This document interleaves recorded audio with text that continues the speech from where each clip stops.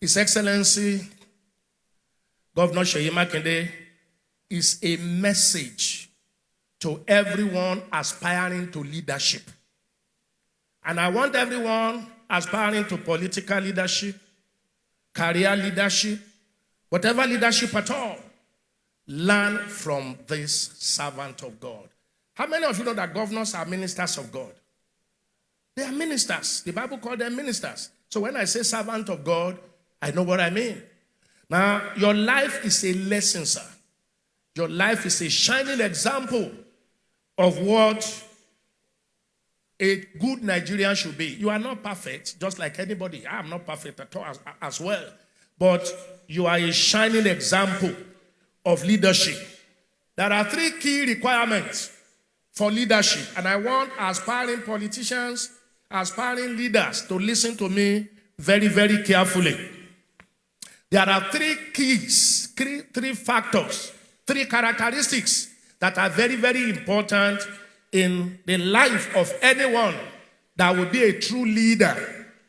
There are more, but let me quickly mention 3 because of time. Number 1 is competence. Number 2 is character. Number 3 is performance. And by God's grace, sir, God gave you the grace for the 3. God gave you the grace for the 3. And that's why I am very, very proud of you. Very, very happy with you and your family. You know that I love you. And God knows that I love you. A lot of pastors, general, will say, Femi, Seyi Makinde, kí ló dé? I told you the first day we met. The first day we met was in an aircraft. We were flying from Port Harcourt. And I was sitting in the front cabin. You were also seated there. And he walked up to me and said, yes, sir. Good afternoon, sir. I am Seyi Makinde. Oh, I saw humility. I fell in love with him. I fell in love with him. And you have not disappointed me since then. Competence. Anyone that will be a leader, a true leader, a leader worthy of following, must be competent, brilliant, knowledgeable, able to look at issues, articulate them, and provide solutions. And you have it, sir. And I thank God for your life. I don't flatter people. No reason for me to flatter anybody. God has made me. I'm not looking for anything from anybody. But I owe my generation the truth. And I am a human coach, a mentor to many. So when I see opportunities like this, I want to highlight some things to my mentees. God gave you the grace to be brilliant and to be knowledgeable. Much of the things we suffer in this country today is because we have incompetent people in places where we should have competent people to change naira from brown to blue. Shut down the whole life. What an incompetent central bank governor. Incompetent. Whatever is using him. Competence. Then character. Character means integrity. Character means truthfulness. Character means standing by your word. Truthfulness, sincerity. I saw character in you. I saw character in you. I saw that you are a man of your word. Ọ̀tọ̀ la tún bí, ọ̀tọ̀ ni ká bí ni ire. Blessed is the womb that produced you. And blessed is the seed that produced you. Abi Seyi Makinde ire. A sì tọ́ re. Òun náà sì tún túnra ẹ̀ bí. I saw brilliance in you. Ọmọlúwàbí èèyàn ni. Oyo, we are blessed in Oyo State to have Governor Seyi Makinde as our governor, and he's going for the 2nd time. Oyo State should rejoice. Good people are not many. I have been in politics and I have been in government. I know what happens. Our African mentality, Nigerian mentality about government is that you go there to take things. You go there to as much as you can. Thank God you have no godfather, but you have God the Father. And I'm glad. I'm glad. Our political godfather, I've been there. If you notice my posting, if you watch me on video, I don't talk like other pastors. Because having been into politics, having been there, I see what Nigerian politics, I know what is wrong with this country. We need good people. And wherever we see one, let's celebrate them. One is seated here this morning. Let's celebrate him. I saw humility in him. I saw patience. I saw integrity in him. Yes, he has no godfather, but he has respect for fathers.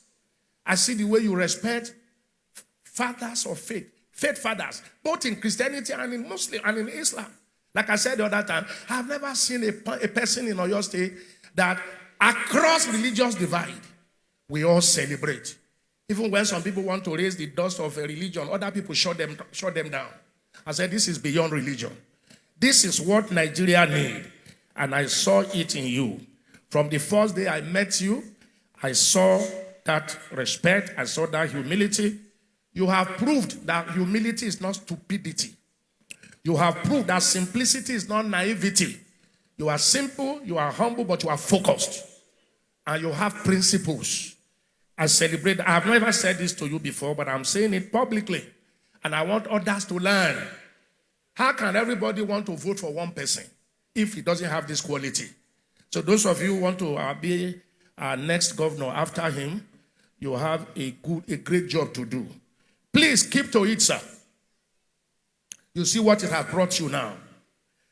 Keep to it. Keep to it. Everybody is referring to Oyo State's example in this our election. Oyo State never has such a governor like you. This is the best performing governor I have seen in Oyo State since Oyo State was created. If not that, I won't come near. I won't come near. I won't come near. My relationship with you, sir, is he asking you for anything? No. I'm just looking for... Some of us are concerned about this country. Some of us are concerned about this country. Some of us are saying, is this what we are going to leave for our children? And Nigeria has everything except leadership. Focused leadership. Leadership that will not steal. Leadership that will let the welfare of the people be uppermost in his heart. I see that in you. God bless you, and God keep blessing you. Then I see performance. You are a good performer. Despite paucity of funds. Sometimes I wonder, how is governor able to pay salary as at when due? How is he able to employ more teachers? How is he doing all this road construction? How is he doing all the health sector? So why are I alone? Because I know what it is. And I see you do that. Some people had expected that you will not be able to sustain it. But God, through his grace, has helped you to sustain it. We are proud of you. We are proud of you. Then I celebrate your courage. His Excellency Governor Seyi Makinde is a courageous person. I saw the enormous pressure that was put on you to exit G5. I was in some meetings. I saw the pressure. People were saying, you know, Governor Wike has done this 2 times. So Governor Otom has done this 2 times. So you are the only one that has done. Please, get out, get out. People don't see what some of us see about this country. And I'm glad you saw it. And I've heard you on radio, heard you on television, heard you at some closed door meetings. And I have you said, look, you are ready to trade away your political ambition. Because people don't know what that integrity group means. We are coming from 8 years of Hausa Fulani. We want to go back to another 8 years of Hausa Fulani. Where is equity? Where is fairness? If that has happened, Nigeria will not be what we dream of. And I'm glad that despite pressure, in fact, the day you said, I am ready to sacrifice my political ambition, it's not about him. And an average Nigerian is selfish. What will come to me? What will come to me? When I saw you say that, I said, I thank God that I have not made a mistake believing in this man. You believe in the unity of Nigeria. You believe in equity, in balance, more than what can accrue to you. And I want us to learn a lesson from here. Life is not about what you can get for yourself. Life is about what you can bequeath to the generation coming. And you epitomize that. May the Lord bless you. I salute your courage. I applaud your focus. I heard Governor Wike say the other time, Governor Seyi may not be talkative like us. And that man is a real talkative. He attends my friend's church, David Ibiome in Port Harcourt, just like you attend this place. So I know him quite well. But he's not talking nonsense. He's talking serious thing, but he talks. He said, you may not be talking like us, but you are as strong as a steel. And that is true. That is true. I salute your courage. I applaud your focus. And I want you to keep it. Please, keep this grace that God gave you. It's not common. Before you came into governance, God has blessed you. God has blessed you. And you didn't do like this. You didn't raise your shoulder like lantern and look down at everybody. There are some people we call, they won't answer you, they won't. Some people don't. Anyway, don't let me go. Don't let me go too far. Like I said, after these 8 years, God is going to give you a higher responsibility. God is going to give you a higher responsibility. And First Lady, thank you for standing by him. Thank you for standing by him. Thank you for standing by him. I saw that you are already speaking some Yoruba. During this campaign, I saw you throw some Yoruba. I said, you can speak like this? Thank God we have given you a name. Amen. Now, as I round off, people say most governors are good in their first coming. But during the second tenure, they always misbehave. They mess up. That will not be you. This second time, you will do better. And I want you to think legacy. The next 4 years. Build legacy. Work for legacy. Work for people as you have always done. Do things, do projects, do programs that generations will be associating with your name. People still talk about Femi Emmanuel today. People still talk about Uncle Bola again, even though he had only 4 years. But people still talk about him. Those who distributed money, those who bribed here and there, nobody remembers them. And all the PDP stalwarts that are looking at me and I'm looking at them. Let him walk. Oh. I said this to you 4 years ago. I said this to you 4 years ago. Yes, they have worked with you. They are your foot soldiers. You will find a way to compensate them, but not at the expense of history. History beckons on you. What you are going to leave behind, that you are going to be remembered for. 8 years is a short time. So, by the time you are done, please do things that generations will remember you for. And I want to talk to us Nigerians and all of us in Oyo State. I monitor your time at Fresh FM yesterday. And I saw the telephone that were coming in. Everybody was saying, do this for us. For us, our bridges, our road, our dam, our electricity.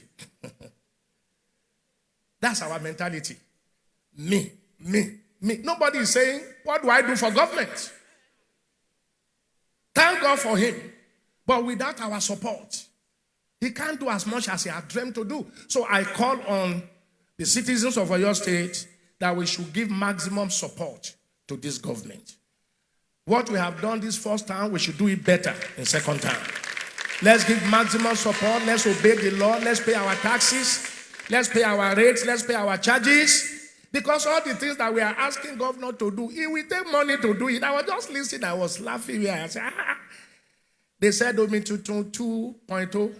At a point you said this Omi 2.0. MRT Now, we should not just be thinking what the state will do for us. We should be thinking of what we should do for our state. It's our state. Our internal generation, our generated revenue must go up. And that is when we are dutifully paying all our rates and taxes. I want to call on every one of us. Please, let's be law-abiding. Let's make it easy for him. to give us good leadership and give us your state, we will all be proud about. I'm glad that your good work is going to continue. Continuity is very, very important. The Lord bless you. PDP, me only come on, come on, pastor, but I'm saying that the people that voted for him, all of us that voted for him, are expecting progress in this state, and the Lord will give us grace to do so. Finally, I think we should all join our voices together to call the central bank governor to order. We should beg Emefiele. All this Emefieleism is killing the country. We wouldn't know who is telling the truth between him and our president, because he said we should go to the bank, but we get to the bank, there is no money there. Who is telling lies? Who is telling the truth? So I appeal to him to release enough cash to our various commercial banks so that life can return to normal. Many people have died. Many businesses have shut down. We pastors feel it more. Because people, instead of bringing offering to church, they are coming to beg offering from church. And pastor is the father of everybody. I cannot count how much has gone out of me. Medical bill. Some people have died. They can't pay medical bill. They can't buy drug. Some people have failed. So please, let's beg the central bank. Don't tell us you have released money to bank. Let's see the money in bank. And let's go there from tomorrow morning and begin to get our cash. Cashless structure is a good thing, but the way you went about it is very bad. The Lord will help us. The Lord will give us Nigeria of peace. Nigeria. How many of us will japa? And where are we japa into? I have churches all over the world. I have in UK, I have in America, I have in Italy. I know what they pass through there. When I travel to my churches there, I will cancel from morning till night. They are suffering. Our home is the best. Let's fix our home. And thank God for people like you. With people like Engineer Seyi Makinde, there's hope for Nigeria. There's hope for all of us. And many more Engineer Seyi Makinde will rise. I say we rise. In Jesus' name. Once again, we are proud of you. We are praying for you.